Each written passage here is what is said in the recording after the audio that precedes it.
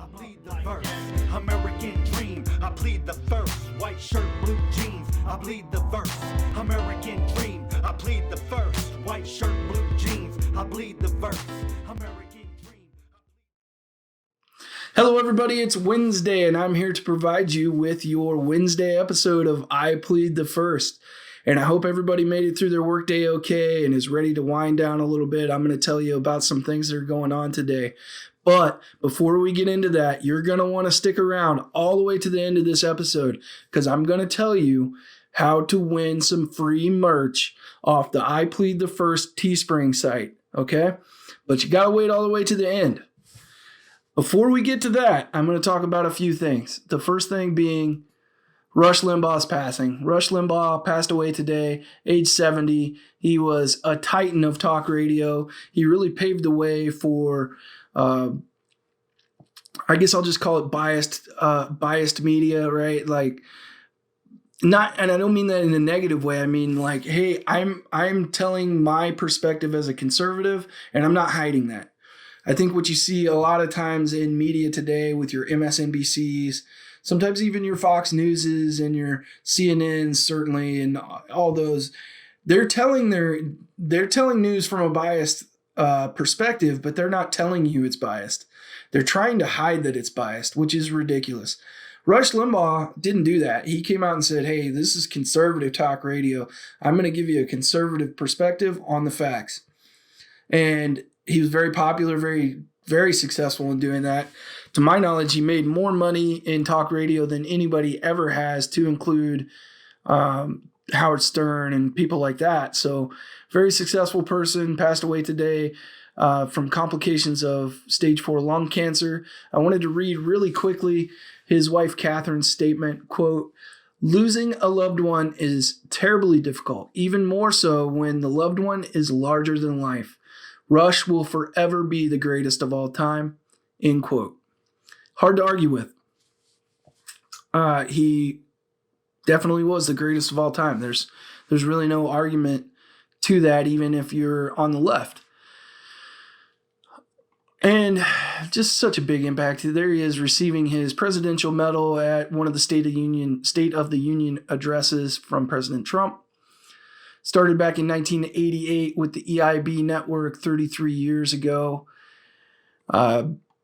Just told so many stories. He's from Cape Girardeau, Missouri, so a fellow Missouri boy, a fellow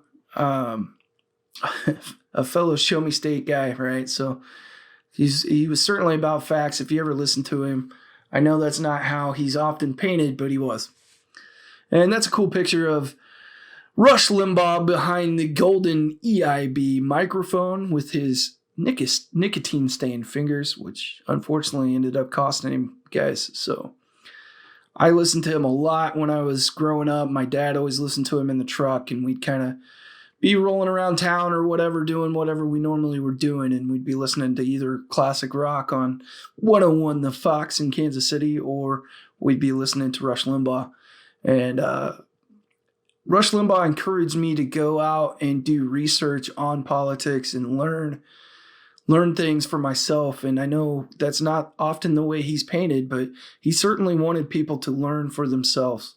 And he encouraged that all the time. So we're going to look at a couple different articles, and this is going to shock you guys, but CNN, I'm going to give them some props. They wrote a good article here. It was an unbiased article. It's certainly not glowing, which is fine. I think Mr. Oliver Darcy here that wrote this article, he did a good job. He kept it to the facts, just kind of told the story of Mr. Limbaugh's life and talked about, the successes and what Rush Limbaugh built. And shows some cool pictures there. I think this article is definitely worth a read, guys. It tells the whole story. Both articles that I showed recently, those are worth a read, man. This one's well done, and good job, CNN. I mean, if they can get back on track, CNN, and start just reporting the news and not trying to shape your opinion, maybe they can come back, but it's very, very doubtful. But I want to give a shout out to Mr. Darcy here that wrote an article that it's the way it's supposed to be done. And I know it jumped on CNN last episode, so I thought I'd give them some love when they're doing something right. Now the New York Times. They're awful. They're freaking terrible. They're disgusting. This is despicable. Put your name on it, first of all. Whoever wrote this didn't want to put their name and their picture up here like everybody else does. So, just crap. Robert McFadden. So, 2 guys wrote this. This is an attack piece. It's basically just saying that Rush Limbaugh was a paid attack dog and he was an awful person. It's not a good article. If you like to be angry, go read it. They're just pointing out all the nasty, the darkest ways you could possibly look at Rush Limbaugh.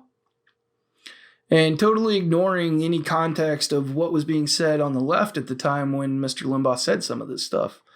And he certainly did say all of these things, but you got to remember, for many, many years, they've been wanting to take Rush Limbaugh out of context. And if you listen to him, a lot of the things he says, I mean, they're edgy sometimes. That's radio. But in context, they certainly weren't over the line. They were never crossing any lines. So unfortunate that the New York Times continues down their path of not being a news organization anymore, just being a left-wing propaganda machine and attacking anybody that disagrees with them, even on the day of their passing. In my opinion, this is low class. You can write this article a couple weeks from now if you want and put that out if that's really what you want to do. But really on the day of his passing really should be an article more like what CNN did. And I can't believe I'm saying that, but hey, that's what it is. So real quick, I want to move on to Vincent Jackson. I want to give an update on what's going on there. You can see the headline here. Vincent Jackson may have suffered from alcoholism, concussions, sheriff's office says. So the Hillsborough County Sheriff came out and said he believed he was suffering from chronic alcoholism and concussions. I believe what they meant was he was suffering from the long-term effects of concussions. He obviously most likely did not have a concussion when he passed away. So I think the sheriff's kind of leaning towards a CTE type thing, and I think this is a really bad precedent to set. I think we've gotten to a place in the world where when a football player dies young, we automatically say it's CTE. It could have been. I don't know that. We may not know that for quite some time. So I'm not going to jump the gun and say any absolutes. It's my initial instinct that it wasn't, but it could have been. I think they're jumping the gun a little bit by saying that it had something to do with CTE. I think they probably have some evidence to support their chronic alcoholism claim, or they wouldn't have said that at all. But maybe not the time to come out and say this right now if you're the sheriff. And I just want to read a quick quote from a Jackson family spokesperson. Sheriff Chronister does not speak on the behalf of the Jackson family. The full autopsy report will not be available for weeks. Our focus right now is on laying Vincent to rest, end quote. Yeah, as they should. And that makes sense. And I think the Jackson family is not going to jump on the train of CTE, which I can appreciate that. Let's at least find out what's going on and see what happened with Vincent. And I'm going to give my somewhat probably controversial take. And I want to tell you, this is an opinion. I'm not basing this on any facts. I think this was a mental health case. And what I mean by that is I think there's a lot going on for somebody that retires from the NFL. Before I get too far into that, I want to say, guys, mental health is very, very important.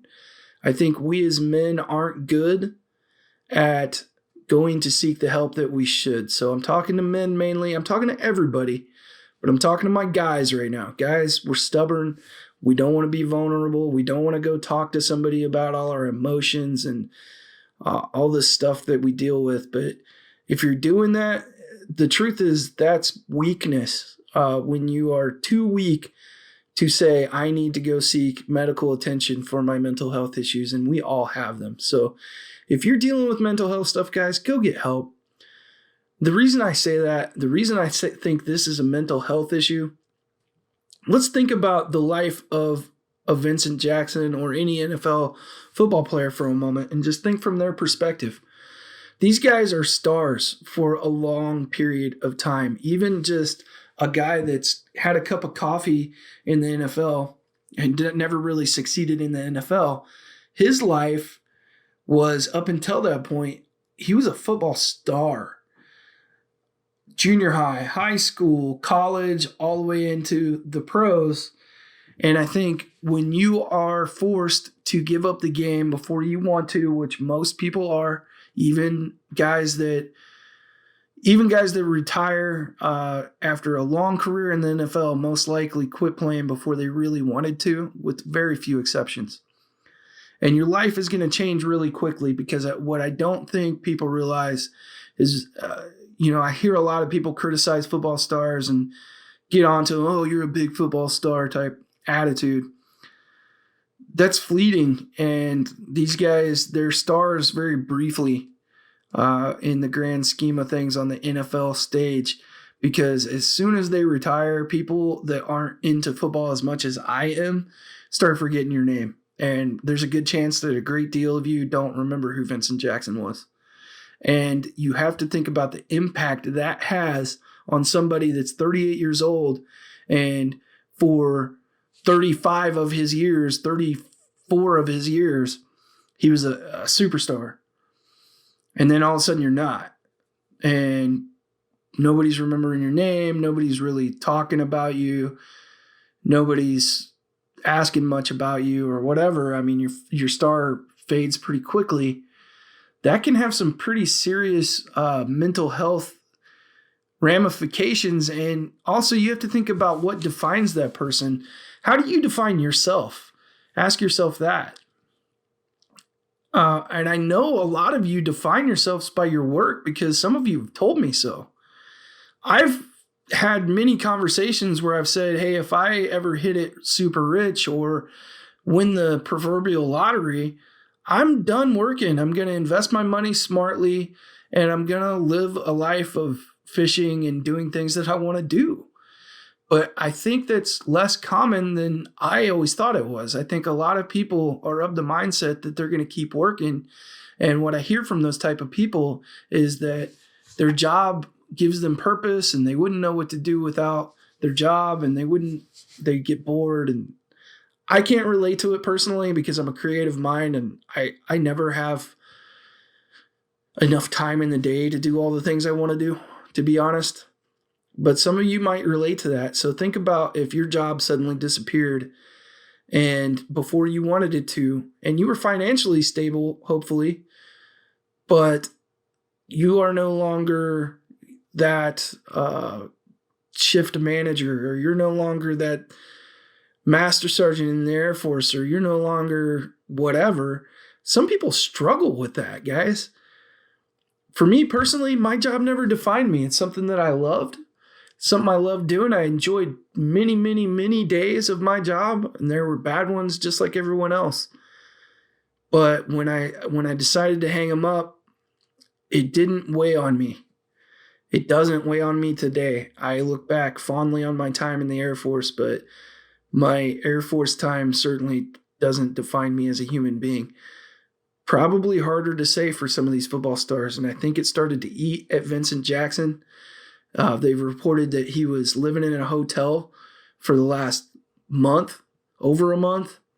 So he's obviously split up with his wife and family and not doing the things that he loves doing, and probably in a really bad place, may have drank himself to death, or my controversial opinion is I think he probably committed suicide. I think they're probably going to find in the toxicology report that he took something to end his life. It just seems like that was the case. I read a report that his family asked for a wellness check back on the 12th of February. The sheriff department tracked him down, made contact with him, and decided that he was in no danger and let Mr. Jackson go. And law enforcement's in a really tough position in that particular case. But you can kind of see all the signs there that things weren't right, and his family was worried about him. And it's just my personal belief that he probably committed suicide. And if I'm wrong, I will definitely come out and make sure that everybody knows I'm wrong, because it is certainly just an opinion. It's just my gut feeling. But if you've ever been in that situation where one of your loved ones is threatening suicide, it's very hard to get the police or a hospital to help. They have to pretty much come out and say, yes, I'm thinking about suicide. I've been in that situation with work. I've been in that situation, unfortunately, with romantic relationships, where I was in a relationship with someone that was suicidal, told me she was suicidal, wouldn't tell me where she was. I called the cops. They went and found her, but they wouldn't do anything because the text that she was sending didn't outright say that she was going to commit suicide. Any person, in my opinion, could read in between the lines and see what she was saying, but law enforcement can't read in between the lines. They have to go black and white on that situation, which means oftentimes they can't help somebody in that situation. So it's very sad. We'll find out. We'll wait and see the facts. But I just wanted to put my opinion out there, and it really doesn't matter too much one way or the other, because he's gone and we can't get him back, and the family's going to miss him and they're hurting. So thoughts and prayers to them. I certainly don't mean any disrespect with my opinion. It's just my opinion. And I wanted to use this particular case to kind of bring attention to mental health, because it's important, and we as men, we're not good at taking care of ourselves in the mental health department. So do a better job, guys. And with that, let's try to cheer some things up. I want to show you real quick, guys. If you aren't subscribed, go over here and click the subscribe button on the channel. If you don't know how to do that, I'm going to show you right now. Let's do something real quick so I don't get a volume burst here. I'm going to click on, let's click on our featured video.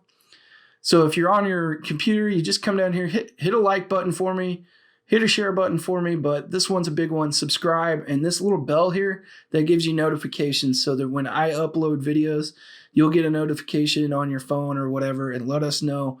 It'll let you know that, hey, it's time to watch a new video by Joe and Christina. So do that for me. It's a little bit different on your phone, but it's the same process. Just look for this subscribed and make sure that you're subscribed to the page. So guys, over 70% of people that watch our videos are not subscribed, so it helps us out a lot. We want to get a big community going, because the bigger our community goes and the more I can prove that community, the more I can leverage it to get interesting people on here to talk to.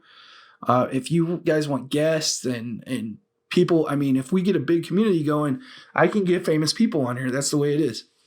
So if we build this, like it, share it, go on the Facebook page, all that kind of stuff, build a big community, I can make a better product for you guys. That's the motivation. So let's get to what I promised. I am going to give away either a t-shirt or the leggings. Whoever wins gets a choice between the t-shirt or the leggings. You can pick whichever you want. And the way you're going to do that is you are going to comment on this video. You're going to like this video and share it on Facebook. Okay? So like, share, subscribe.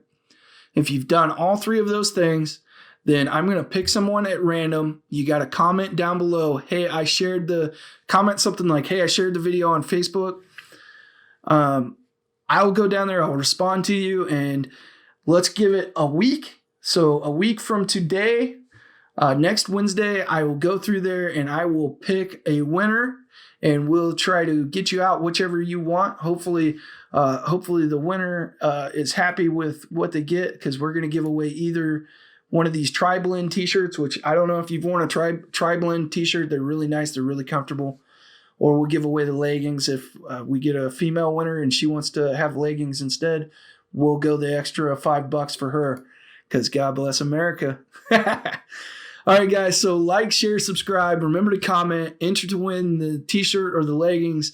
And we'll see you on Friday. Thank you so much. I could really use a change of scenery. Yeah. Everybody smoking all the greenery. Yeah. Close the match 'cause they were handed down to me. But I'm still fly. I know. I'm still fly. Let's go.